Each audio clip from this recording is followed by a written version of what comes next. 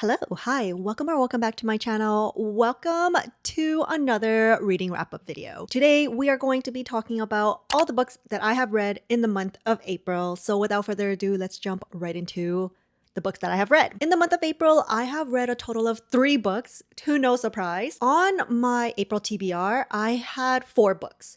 And out of the 4 books, I have only completed 2. Now, I did go on vacation at the end of April and I was gone for around 2 weeks. So, finishing 2 books in the first 2 weeks of the month, actually, I finished all 3 books in the first 2 weeks of the month, is such an accomplishment for me. So, pat on the back because I barely read in the last 2 weeks of April. Out of the 3 books that I have read, 2 of them are on my April TBR, but I also wanted to bring this up. I am in the middle of 3 books. So in the month of April, when I was traveling, I was going through 3 different books on top of the completed books that I have read. One of them carried over from March and is going to be carried over into May. And then 2 of them I started and they were both on my April TBR. So technically for my April TBR, I think this is probably the biggest accomplishment that I have made so far. I have completed 2 books on my April TBR and currently reading 2 books on my April TBR. Usually I don't even get to the books on my monthly TBR and I haven't even started, so it's going to be back onto my TBR cart. But I think this month was a pretty good month in that aspect. Let's talk about the books that I have read in the month of April. These are all the books that I have read in the month of April. So let us start with the first book. And the first book that I have read, it is also in a reading vlog. It is on my physical TBR takedown. And that is by Ash, Oak, and Thorn by Melissa Harrison. Now, I did go in depth of what I thought about the book, and I rated this a 4 stars, which is a pretty high rating. This is a middle grade fantasy whimsical novel, and we're following these 3 little people. What were their names? I only remember one of their names. So they are Moss, Burnett, and Cumulus. And one day after hibernating, they wake up from their sleep and they noticed that Cumulus is slowly disappearing. Some of his limbs are disappearing and they don't even know why he's disappearing. I believe he's the oldest amongst the 3 of them. And so they do have cousins. They were in Folly Brook. I believe Cumulus has older cousins there and may know the reason why Cumulus is slowly disappearing. However, when they get to Folly Brook, they couldn't find their cousins and they were told to go to the hive. I went into this book knowing that this is going to be pretty descriptive in terms of nature, in terms of spring. It is a very good explanation and depiction of spring. Now, I'm not really used to descriptive writing and lyrical writing. I think this is a really good introduction to more lyrical writing or more, I guess, descriptive writing. Being a middle grade book, I think this is a really good introduction to that for me. I think near the beginning of the book, I felt like there was too much descriptive writing in terms of the nature. So we're looking at the flora and fauna of this world. I felt like it was mostly talking about the flora and fauna that the 3 little people, or what they're called, the hidden folk, encounter, and not really the quest that they are on. So I found myself zoning out quite a bit because of all the descriptive writing. However, I either got used to it near the midpoint of the book, either that, or there was just less of it, because now we are diving into the 3 little people as they embark on their journey to the hive. Now, the hive is pretty much a metropolitan area. Based on how Melissa Harrison wrote the hive, it reminded me of downtown New York. So I don't know if that was intentional, but Melissa Harrison doesn't even specify what part of the city we are in and which city we are referring to. That was just my imagination. I thought of downtown New York City. So when we were on our quest to go to the hive, I felt like that's when the story started to pick up. I felt like the writing was not flowing naturally for me, and I believe it's mainly because of how Melissa Harrison writes. I believe it might just be because she is a British author and they have their way of writing. And doing a little bit of research, I found out that British authors tend to write longer sentences. So that's what I've noticed here, where I thought the sentences were quite long and I just wasn't used to it. I started getting used to it near the second half of the story. So it wasn't too hard to pick up. And even though this is a middle grade book, I felt like even adults can read this as well. This story is really telling us that humans should reconnect with nature as we are technically destroying nature. We should be more conscious of our nature and our surroundings and be more eco-friendly. That was kind of the lesson that I've gotten. And my favorite part of the book is the reveal of why Cumulus was disappearing. It was such a cute, sweet, heartfelt, wholesome story. So I highly recommend this book if you want that cozy, heartfelt, and very spring setting. So if you want to get into spring, I think this book is for you. If you want to read a spring novel, this is definitely it. I felt like I was getting into spring because of that. I have more thoughts on my reading vlog for this, so feel free to refer to that. But what I did not mention in that video was that after the author's note, there is a section where the author provides watching the wild world. I'm just going to read one passage. So actually, let me show this first. So as you can see, there's watching the wild world, what we can pretty much observe and pay attention to for each month. So starting with March, I'm going to just read March, for example. Listen out for the first blackbird song of the year. Your local blackbird may have several singing spots high up where his voice can carry. He'll continue singing until the end of July to tell any rivals where his breeding territory is. If you listen carefully, you'll hear that his song will have a twizzle or flourish that's unique to him. So they have one for April, May, June, July, and August. And then there's a more to discover section as well. So things to read, and there's a list of books to read, and there's also things to watch and things to do that the author provides. And I found that to be very informative. So really appreciate that part of the book. I feel that even though there are many life lessons along the way, it is a middle grade book. So I would say don't expect groundbreaking discoveries. I would say these are nice, friendly reminders to us adults. So I rated this a 4 stars. I really enjoyed this book. And if you want to get into the spring spirit, I do recommend this book.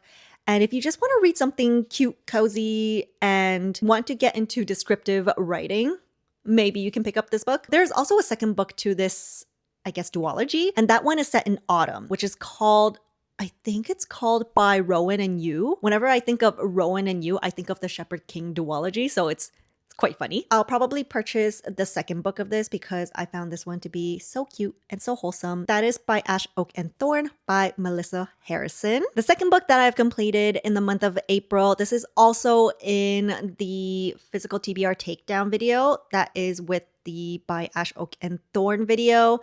And that is Say You'll Remember Me by Abby Jimenez. I went into this book kind of terrified because when I heard that this book has dementia representation, I was quite scared to dive into that because with Abby Jimenez, deep dive into these more deeper topics, I thought she was going to deep dive pretty deeply into dementia, and I didn't think I was ready to read something like that. But my close friend was correct. It's not as deep as I thought it would be. So we follow our main male protagonist, Xavier, as he meets Samantha when she visits his veterinary clinic with a kitten. And he diagnosed that the kitten needs to be put down because the kitten has a condition that has to undergo surgery, which can cost thousands of dollars, 10,000 to be exact. Samantha does not agree with that, and she wanted to prove him wrong, and she proves him wrong by setting up a GoFundMe page and to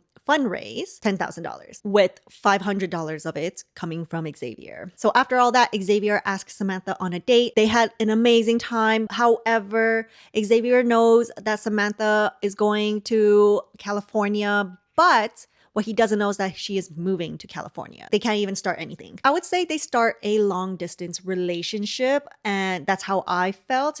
At least they weren't official until maybe halfway through the book, maybe later. I can't really recall, but they try to make it work by Xavier trying to visit Samantha and vice versa, but I think we see more of Xavier trying to go to California to visit Samantha. So the reason why Samantha moves to California is to help her family take care of her mother who is diagnosed with dementia. So we're diving into Samantha's family dynamic and how they work together to help their mother with dementia. I have a few thoughts about this book. The first thing is that, as I mentioned in that reading vlog, I was not a fan of the Akatar reference of Rhysand. It happened quite a bit in the first, I would say, quarter of the book. And every time Rhysand would come up, I would cringe a little bit. And since it was only the first quarter, after that, there was no reference of Rhysand. So I didn't mind that. I also didn't read Akatar, so I mean, I'm not sure how I would have felt if I had read Akatar. Since I didn't read it, I already cringed at those scenes. The first time it wasn't too bad, but I think the more the characters referenced Rhysand, the more it made me cringe. Maybe it's because it's a fictional character it made me cringe. I'm not too sure, but I feel like if they were to refer Xavier as someone that looked like, I don't know, a famous actor. I can't really think of one right now. I don't know, let's say like Brad Pitt. It wouldn't make me cringe as much. I don't think I would cringe at all, actually. So I don't know if it's because it's a fictional character of a viral romantasy book that made me cringe, but yeah, it just made me cringe. And also, I did not really enjoy the insta-lust that happened in here. I did not expect it to happen. I think within the first 20 pages, he was lusting over her. I think by page 5, he was lusting over her, and that just I'm not a fan of insta-lust. I am also not a fan of insta-love, but that didn't really affect my rating to the book because Abby Jimenez has this way of writing where I can forget about the insta-lust and also the reference of Rhysand, and we can dive into the topic, the deeper topics. So Samantha and how she works with her mother's dementia. We see Xavier as well. He has his veterinary clinic. He's pretty much in debt because of that, and his family situations as well. I like how Abby Jimenez kind of touches on those topics while having that romance in it. It's a great balance for me. With this book, I gave this book a 4 stars. I felt like this book wasn't as strong as her Part of Your World series, interconnected standalone series. I also mentioned this in my reading vlog, but I noticed that she's been writing quite a lot of long distance relationships, or not even relationships, but trying to navigate long distance romance, I guess, because I don't know if they were technically in a relationship or not really official just yet in this book. Of course, they want to work towards that relationship. So it was a long distance one. This was also apparent in Part of Your World, Just for the Summer, and now we're seeing it in Say You'll Remember Me. So I would like to see her write a relationship that's not long distance. And spoiler alert, I am currently reading The Night We Met by Abby Jimenez, and so far I am not seeing that long distance relationship going on. That's a completely different setting, and I mean, it is an interconnected standalone series, so we are following a different character that we see in Say You'll Remember Me in The Night We Met. But I'm not going to be talking about The Night We Met. We are talking about Say You'll Remember Me. I gave this a 4 stars. I still think this was a solid book. I just find that there wasn't anything too new, and I think what brought this book to be a 4 stars is looking at Samantha's family dynamic and also Xavier's family situation and how they pretty much work around or even work with what they are given. That is Say You'll Remember Me by Abby Jimenez. And finally, the last book that I have read in the month of April is And Now Back to You by B.K. Borison. This one, I do not have a reading vlog on it, but actually now that I think about it, I do have some thoughts about this book in my doing book stuff video. Feel free to go to that video to see some of my thoughts. But I gave this one a 4.25 stars, same rating as First Time Caller. This story was inspired by When Harry Meets Sally. When Harry Met Sally? Or is it When Harry Meets Sally? One of those two. Actually, this interconnected standalone series, there's going to be 3 of them. I don't know if there's going to be more. All 3 of these books follow a movie directed by Nora Ephron. Hopefully I said that director's name correctly. The first book, First Time Caller, was following Sleepless in Seattle. I think that's what it's called. And this one is When Harry Met Sally or Meets Sally. Clearly, I'm not familiar with these movies. And the third book is going to be following another movie by Nora Ephron. And I think that book is in the works at the moment. So let's get back to And Now Back to You by B.K. Borison. I love this book. It was so cute. Although I did give this a 4.25 stars, I do have a reasoning for that. So let's start with the synopsis of this book. We are following Jackson, and he's a meteorologist, which he reports the weather on a radio station, the same radio station as Aiden from First Time Caller. We follow our female main protagonist, Delilah Stewart, and she reports the weather via television. I wouldn't call them enemies, but Jackson isn't fond of Delilah. Reason being is that he finds her to be too unserious about the weather, and he's very passionate about the weather because Delilah is this positive, fun, bubbly character, and when she broadcasts the weather or does news reports via television, she's always dressed up in some costume. So he thinks she doesn't really take weather reporting very seriously, whereas he is very serious, very passionate about weather reporting. Not only that, Jackson does not like the fact that Delilah cannot park properly in the shared parking lot with the 2 broadcast stations. He would leave little notes to Delilah saying to park properly. Now, one day, Jackson and Delilah gets invited into a meeting with their respective managers, and they have to report the weather of a winter storm that is coming to them. So they have to work together to report the winter storm that is coming to Baltimore. I like how in this book we don't really see any attraction until maybe a third of the way into the book. So I read this at the end of March and I finished this around April 14. And because of that long period, I felt like that probably affected my rating to the book because I was also reading by Ash Oaken Thorn and Say You'll Remember Me in between. Although I love Jackson in the first book, in the second book, I felt that at a certain point, I lost that feeling of loving him as a character. I don't know why, and I don't know how it happened. It might be because I was in between books, and then I started to maybe not feel the same way as I did in First Time Caller and in the first half of this book. But in the later half, maybe a little chunk of the book, I just did not really, I don't want to say I had the ick for Jackson. It was more so I didn't feel that feeling I felt originally. I do like a Delilah. She was sunny, bubbly, and I really liked her character. And she always tried to make the best out of a situation. I do want to talk about Jackson's character a little bit more. In First Time Caller, Jackson, to me, felt like a very unserious guy, very nerdy, quirky, funny guy. So I could not wait to read this book.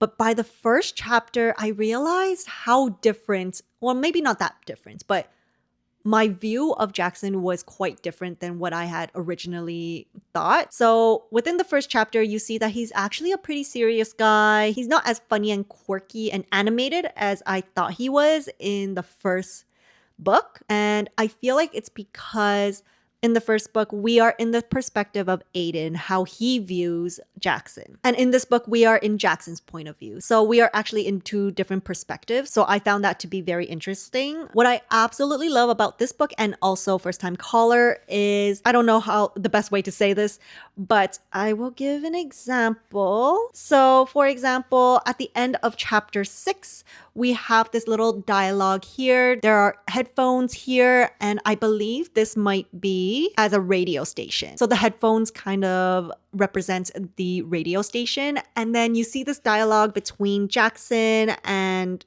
just Jackson in this case. And I like this little script writing. It really feels immersive. I always look forward to the end of the chapters because of this little script. I listened to the audiobook while reading the physical copy of this book, and I highly recommend the audiobook. You really feel immersed into the end of the chapter's script. There is a little intro jingle before the news gets broadcasted, and it's just such an immersive feeling. I love that part in the book. And I didn't listen to First Time Caller via audiobook, but I can imagine it would be somewhat similar. In terms of the story, I don't find that there were any deep topics that we were diving into, unlike Abby Jimenez, but I felt this to be very refreshing, very light and easy to read, and it's such a nice palate cleanser for any heavier books that you read. I really love BK Borison's stories. They are light and cute and funny, and I would pick up another BK Borison book. I feel like she is slowly becoming one of my favorite authors as well. I just need to read a little bit more to see if she is an autobi author, similar to Abby Jimenez. I rated this a 4.25 stars. I felt that maybe because of how long it took me to read this book, I lost that spark as I did in First Time Caller. I felt like First Time Caller and this book both gave me that same feeling of, in the beginning, first half of the book, I am enjoying the book, having the time of my life. But both First Time Caller and this book, I took a while to read. So I think maybe that's where I lost that spark. So I think when I get to the third book, I'm going to make sure I don't read any books in between, so that I can see whether I lose that spark or not. That is And Now Back to You by BK Borison. I really enjoyed this book, and I cannot wait to pick up more books by BK Borison. These are all the books that I have read in the month of April. Thank you so much for watching. I hope you enjoyed this video, and I will see you all in the next one. Bye.